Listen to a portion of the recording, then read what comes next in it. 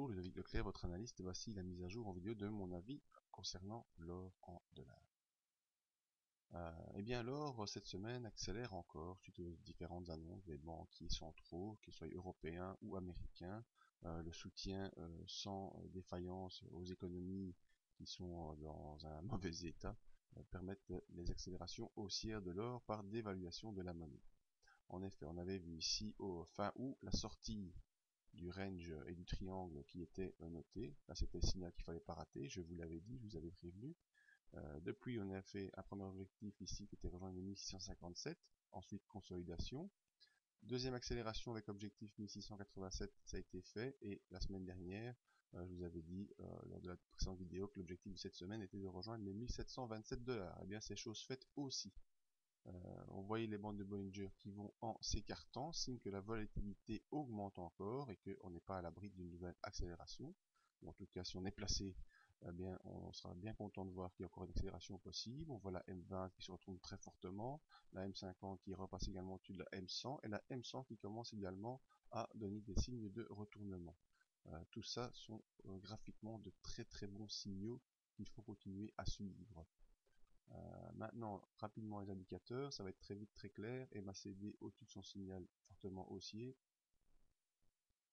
RSI dans sa zone d'accélération haussière, très grosse puissance sur cette impulsion. On arrive proche des 80 qui était une moyenne maximum. Le stochastique en zone de surachat, il y reste.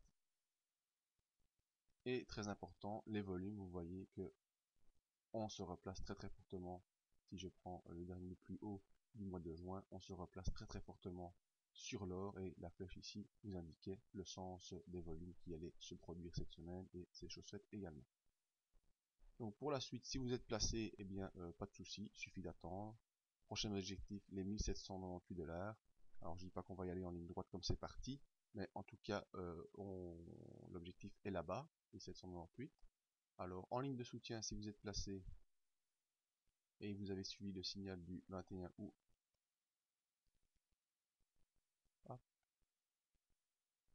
voilà, on a cette ligne de soutien ici, donc on a peut-être une latéralisation qui va se faire pour revenir ici avant d'accélérer. Bon, on n'accélère pas toujours en ligne droite, hein. Vous voyez ici, on a parfois des décélérations, on accélère, la latéralisation puis on accélère.